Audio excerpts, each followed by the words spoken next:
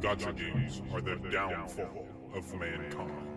They are the direct result of greedy companies seeing just how much they can get away with. Hey yo, what the f? They are a plague that has corrupted the very fabric of the video game community. And I play them every single day. But why are gacha games the downfall of mankind? Why do I continue to play them despite my Seething rage. What impact do gacha games truly have on the video game industry? Before we can answer these incredibly important questions, we must first dive into what a gacha game truly is. The history of gacha games is quite simple, but to understand gacha games, we must first understand gacha. The word gacha stems from gachapon, a lottery machine with its origins dating as far back as the 1880s in New York and London, where you would spend a coin to get postcards or gum. But its popularization, and the name of course, comes from Japan in the 1960s, where Ryuzo Shigeta, or the godfather of gachapon, set up the first machine with a random toy in each plastic ball. The name comes from the sound the machine makes when the toys would come out, the handle being cranked making the gacha gacha sound and the ball dropping making the pon sound. The idea of gacha entering the video game space actually occurred early on, with one of its first appearances in Monster Rancher, dating all the way back to 1997. But they didn't begin to appear in mobile games until around 2006. Okay, so maybe the history of gacha games is simple, but it's not very short. That's okay. All you really need to know is that a gacha game takes the idea of gachapon and translates it into the virtual world, where you can spend in-game currency to spin a gacha of sorts to pull or draw a random virtual item. There are multiple types of gacha rolls, and gacha games use one or multiple of these types. There is box gacha, which is a virtual box of sorts that has a set amount of items with their own probability. Each item can only be pulled once, and as you continue to spend more money, your chances of pulling the item you want increases. There's redraw gacha, where you can re-roll your draw if you don't like it. Sometimes this is offered for free, but most of the time, in order to use this, you need to spend more money.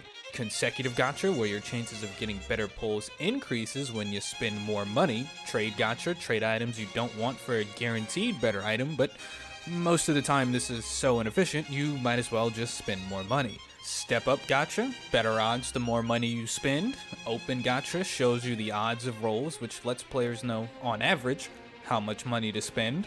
Closed gacha doesn't show you the odds, so you don't know how much money to spend. Discounted gacha spends slightly less money on rolls or special items. Are you noticing a pattern here? What inspired you to build a second Krusty Krab right next door to the original? Money! There's a reason why gambling is so popular. You know the odds are heavily against you. You know every time you roll up to that casino that the house always wins. But what if? What if this time they didn't? What if you beat the odds? Let's a fucking... That dopamine hit when you finally win is exactly what the idea of gacha was founded upon.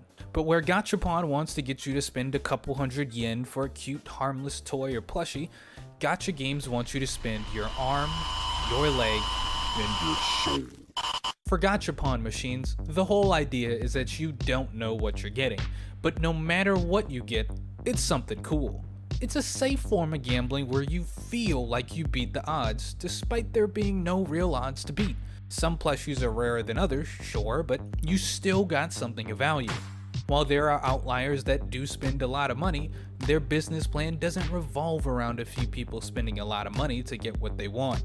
It revolves around a bunch of people spending a small amount of money and being happy with their purchase. But in gacha games, it's all or nothing. You aren't rolling to see if you get cute toy number 32 or cute toy number 33. You're rolling to see if you can get Mimic that can bite people, or M. Bison from Street Fighter. And the odds of getting these good characters are low. Stupidly low, actually. But not impossible, and they know that. Their business plan revolves around people getting mad they didn't get what they wanted, looking at a number that is unlikely but still possible, and spending a lot of money to win.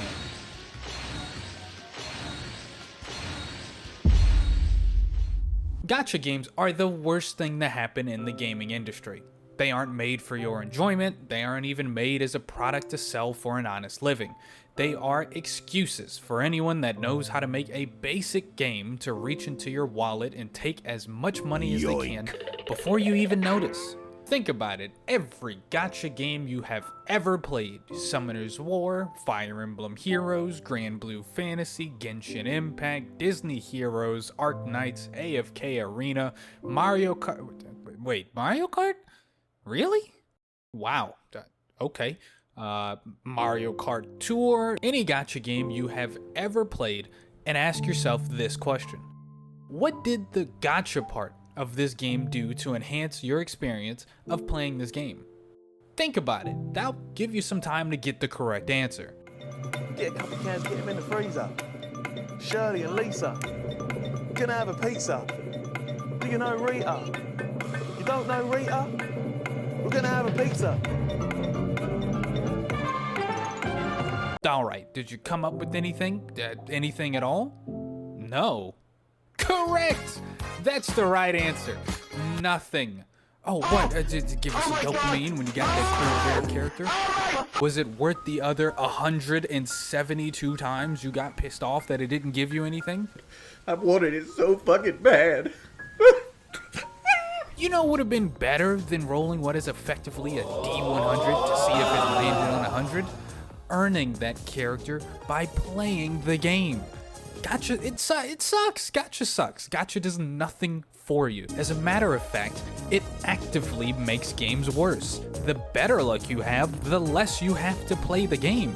They make its high-tier characters broken, it lets you put the game on auto, and it lets you not even pay attention to the game you're quote-unquote playing. Unsurprisingly, it makes engaging with its actual game not as engaging. It's nothing but a manipulation of your mind to spin an imaginary wheel over and over and over again until that imaginary wheel lands on an imaginary character that has some tig old bitties. Which should be any moment now. Yes! Yes! But let's be honest here.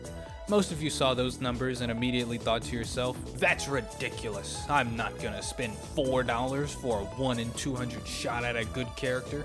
I'd rather subscribe to my favorite YouTuber Maceo, follow him on Twitch, and go play a real game, Fall Guys. Yeah! Yeah! Let's go! And if you thought that, congratulations. You are an awesome person and a rational human being. But if you saw that number and thought, well, it's only $4, I might as well give it a shot, you are, well, still an awesome person and, well, quite possibly a rational human being, but are unfortunately falling into a very slippery slope and could be well on your way to becoming a whale.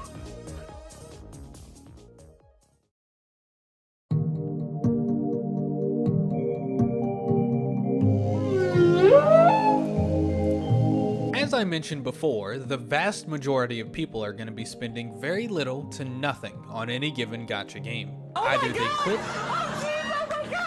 or they work hard in the free-to-play mines, grinding out whatever they need and spending on only what is absolutely necessary to be successful. But a very small percentage would rather buy their way to success. Tell them to bring me my money. But buying your way to success on a game built on random chances, well, random.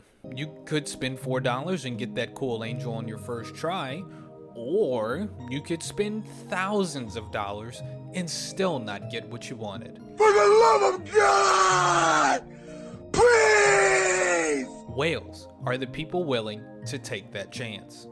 They are the gacha game players that spend copious amounts of money, whether it be at once or over a duration.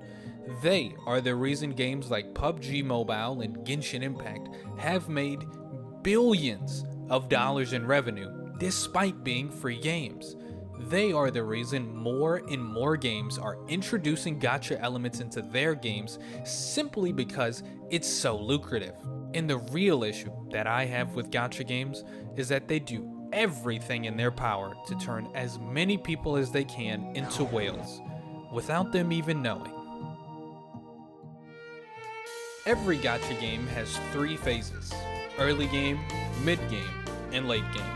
But if you rearrange the letters of each phase, you actually get... Whoa! Gacha games all start by putting their foot in the door with free rewards.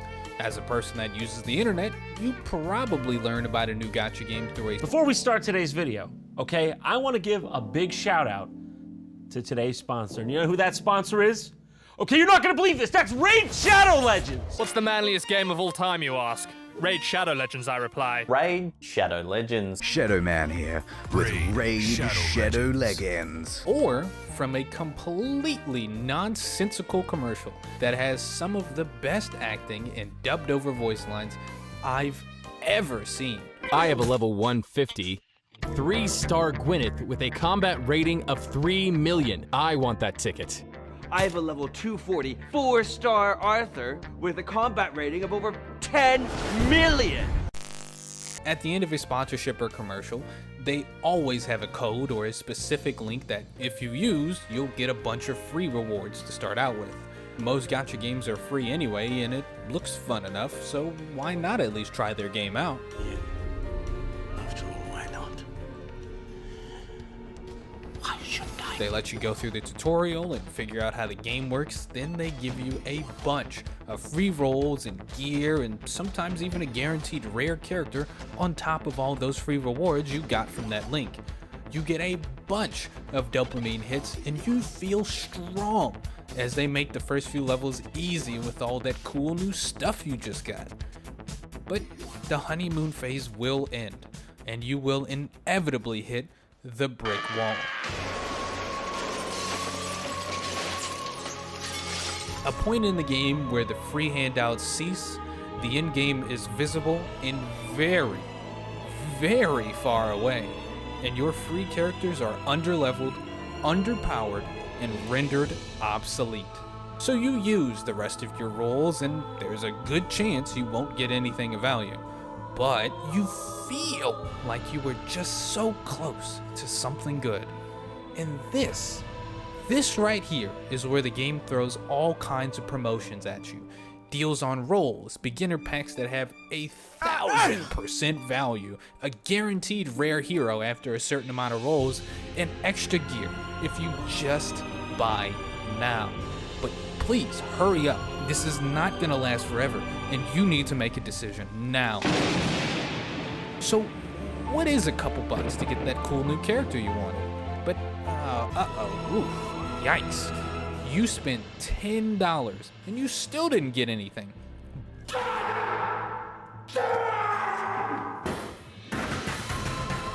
But don't worry, champ.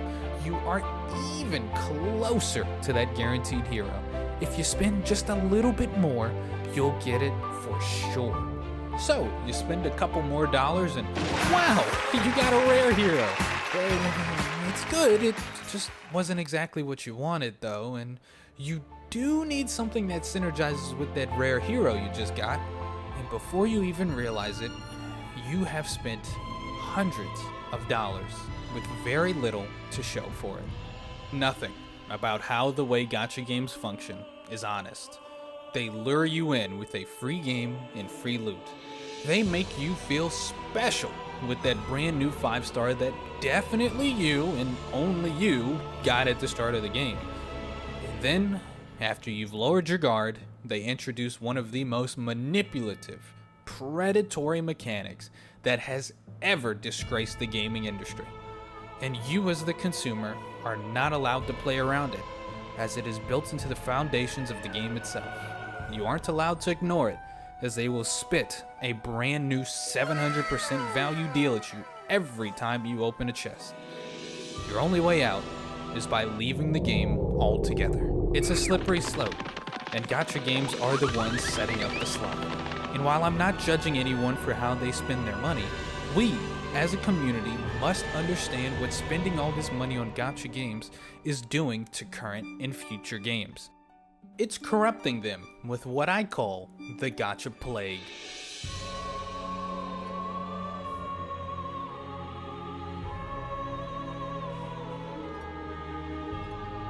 Have you ever played any other multiplayer game? Have you noticed that it's now much harder to just buy a skin that you like? Have you noticed that every single game has to have some form of luck involved in anything remotely customizable? Yeah, you can thank Gacha Games for that. Because Gacha Games have found insane success, games have been trying to find ways to replicate it. But restructuring a game around a luck-based system is difficult, time-consuming, and unnecessary. It's much easier to just add in the parts of a gacha game that make them so successful. The easiest to implement and coincidentally,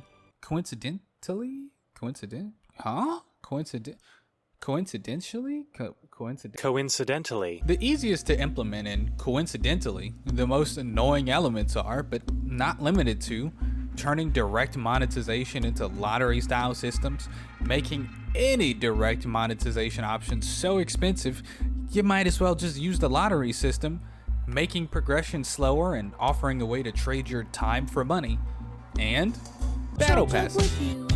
In-games have been using these elements to varying degrees, depending on how scummy the company wants to get and how far the community lets this infection spread. If it's just a small cut, then the gacha elements are small and mostly fair.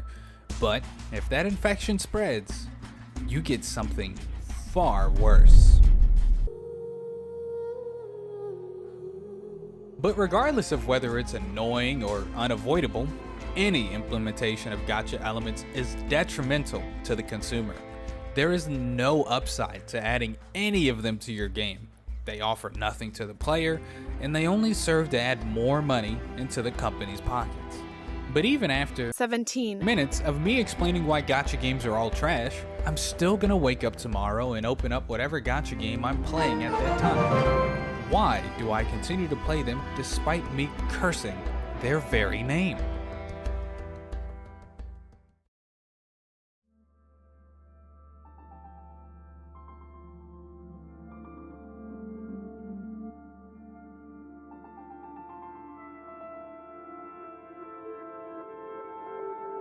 There is one phase of every gacha game that I have neglected to talk about until now.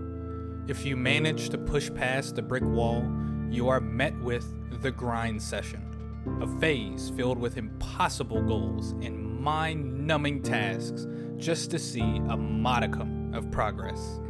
Daily quests, mandatory guild battles, the endless grinding just to get one perfect rune. Everything in this phase is long and drawn out, and it'll be days, weeks, even months before you see any meaningful progress.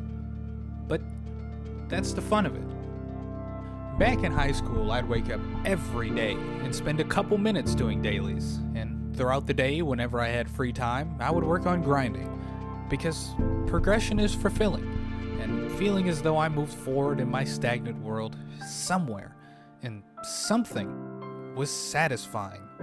To spend time on a task every day and to see that work actually pay off is one of the most satisfying feelings I think you can get out of life. And to get even a fraction of that feeling from playing a gacha game is often worth the wait. As someone that has spent over a month rewriting and restructuring this video, I can safely say that progress is hard to come by. You have to wake up every day and work towards a goal that always seems out of reach, chipping away at it bit by bit, piece by piece, on good days and bad days, just hoping that your efforts are actually going to amount to something in the end. And with setbacks, changes in plans and ideas, and days where you just don't want to do anything, it often feels impossible. To have a small world where you can battle against unparalleled odds, and with time and with effort, see your work translate into consistent, tangible progress is fun. So, It's true that gacha games are the downfall of the game industry. It's true that they have spawned a category of players that are willing to spend thousands upon thousands on free games. It's true that their mere existence has corrupted the game industry as a whole. But I will always find them fun, and they have taught me the importance of working on my goals every single day. Thank you, Gacha Games. But I hope that one day, I will never see you again.